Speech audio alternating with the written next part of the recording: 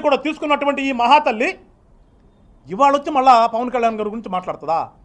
ఏమ్మా పార్వతి గారు, అసలు నువ్వు ఎస్టీనే కాదట, నువ్వేమన్నా ఫార్వర్డ్ క్యాస్ట్, నువ్వు వచ్చేసుకొచ్చిన మా గిరిజనుల ఓట్లు మీకు ఓట్ల కోసమే కావాలా అని మాట్లాడే దౌర్భాగ్య స్థితికి వచ్చామంటే నువ్వు ఉద్యోగం కూడా చేస్తున్నావంట కోట కింద, వికలాంగుల కోట కింద. నీ మొగుడికి ఉద్యోగం వచ్చినప్పుడు మరి అనపోయావు? నువ్వు 5 ఎకరాలు ఇచ్చినప్పుడు అనపోయావా? నీకు 5 సెంట్ల స్థలం ఇచ్చినప్పుడు అనపోయావా? నాకు ఇవేమి వద్దు, నాకు ముందు నా కూతురికి అన్యాయం జరిగింది, అది న్యాయం చేయాలి, నాకు దాన్ని తేల్చండి అని నోట్లోంచి మాట రాలేదు నీకు? ఆ రోజు నేను డబ్బులు కావాలి నీకు. పవన్ కళ్యాణ్ గారు గొంతెత్తి మాట్లాడిన తర్వాత నీకు డబ్బులు వచ్చేదానికి ఆహా ఓహా అనుకుంటూ ఆ డబ్బులు మొత్తం తీసుకున్నావు. ఆ రోజు నీకు కూతురికి జరిగిన అన్యాయం గుర్తురాలే నీకు?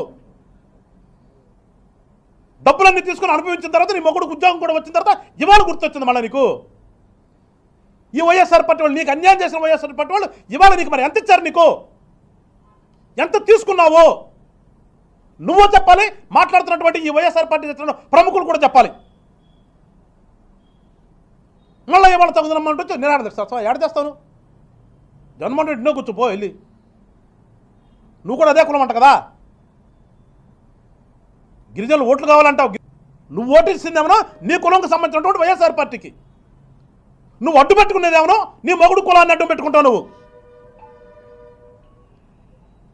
నువ్వేదో పెద్ద సత్యసంద్రాల్లాగా వచ్చి మళ్ళా జనసేన పార్టీ గురించి, జనసేన పార్టీ నాయకుడి గురించి మాట్లాడతాను.